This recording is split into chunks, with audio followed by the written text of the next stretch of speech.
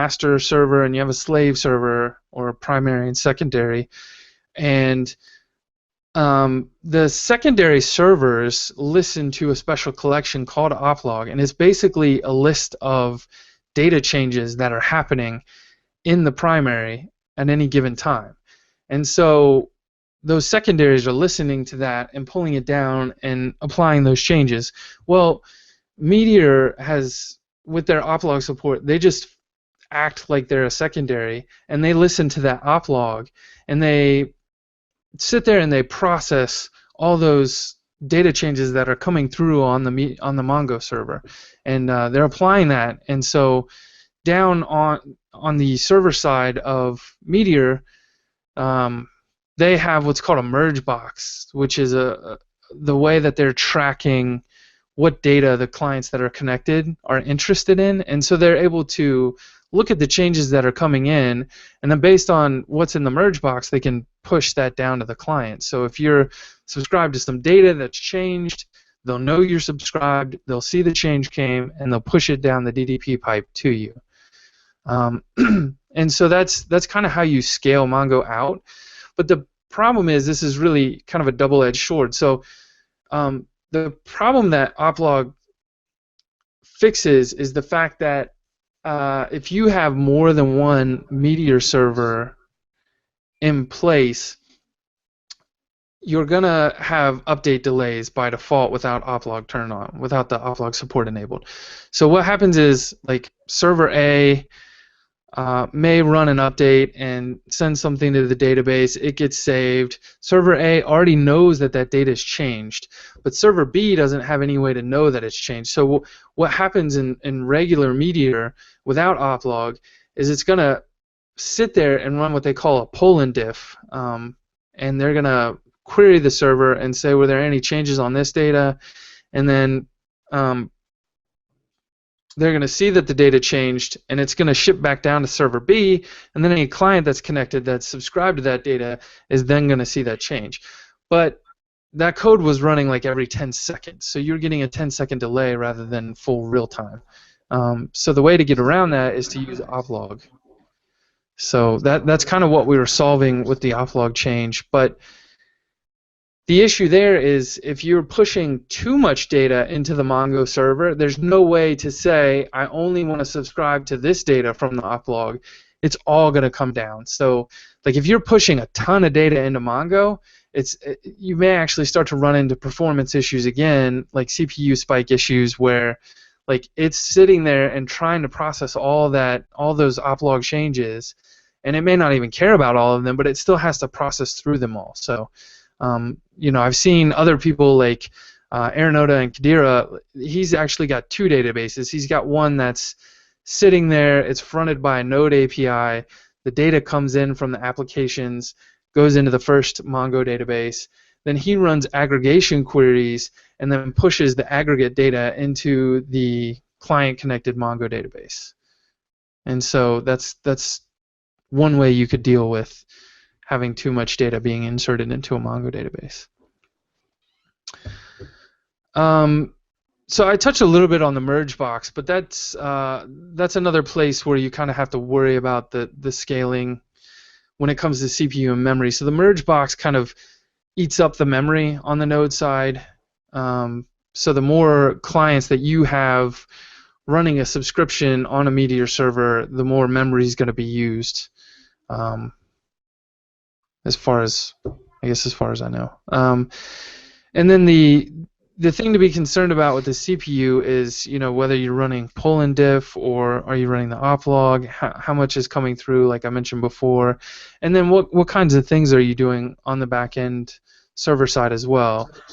So in particular, like I helped build a fantasyhub.com website that did real-time fantasy sports where you build a team, and when a game would become active on the server side, we were checking every minute to see if a game was active, and then once a game became active, we started pulling in the stats every 20 seconds for all the players in that game.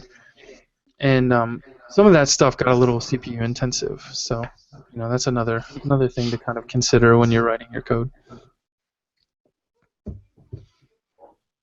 So That's kind of it for now. Does anyone have any questions? As far as the experience you've had deploying on the different options, is there one that you have a personal preference for? My personal preference would be Modulus probably first, and then DigitalOcean would be second. And I would say it just really depends on how comfortable you feel with running your own server. If you feel comfortable, I'd say go with DigitalOcean. And you use Meteor up with that, correct? Yeah. Okay. I have a question now. If you are using Modulus, how long does it usually take before you have to scale? I mean, I know it varies, but how many users can you get on consistently before you find that you have to start scaling outward? So early on, we found it was somewhere around. Whoops, I'm logging as the wrong person here. We found it was somewhere around like 70 to 100 people could be connected, but with Oplog, that number's actually gone up pretty significantly.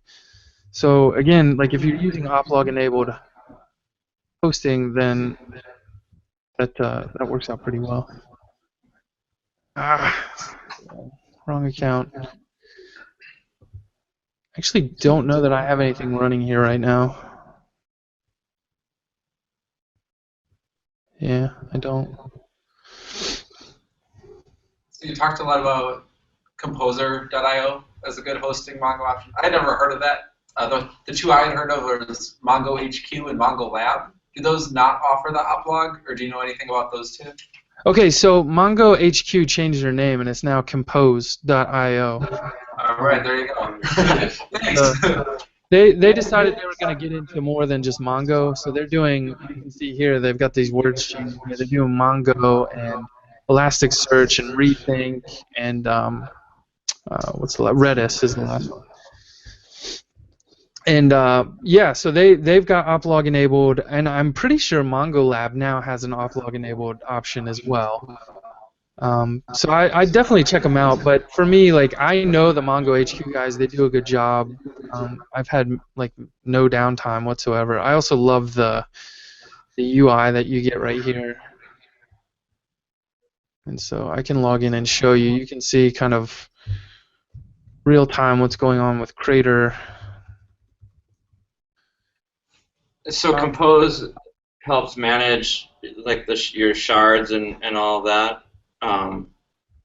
or do you have to set that up manually? Like, do you have how well? I haven't worked much personally with MongoDB prior to Meteor, so I'm just starting to learn about the shards and the what is it, the Mongo config versus the shards. Yeah, like there's actually, settings and. I haven't done any sharding with Mongo yet in Okay. regards to Meteor. So I couldn't really answer that question. Sure. Let's see, admin. No, that's not what I want either. Where's the nice screen?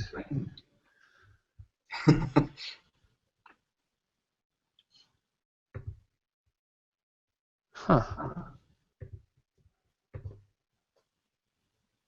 No alerts. Oh, here it is. Monitoring. There we go. And so if I load Crater, we'll start seeing some spikes here. Is Crater currently being hosted on a DigitalOcean with Compose? Yeah. Okay.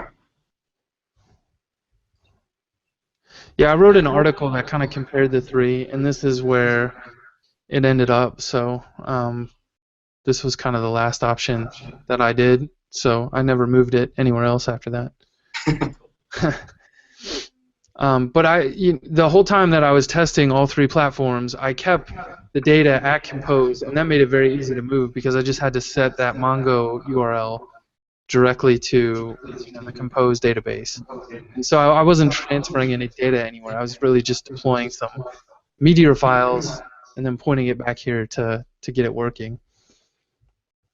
And you're able to set up the environment or the Mongo URL via the Meteor Up settings, right? Yeah. Yeah. Let me pull up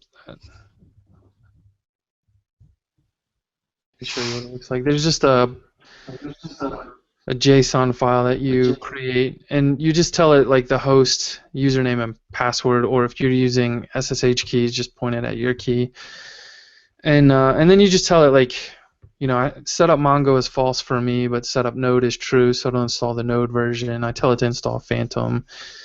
Give it the app name, just Crater, and then you point it at, I don't know why he does this, but you point it at your local user directory, like where the app is located, and then you just set these environment variables here. And so I think it doesn't it zip. It like packages it up and zips it up locally and then pushes it. Yeah, but it seems like this piece he could probably just guess from your current location. True.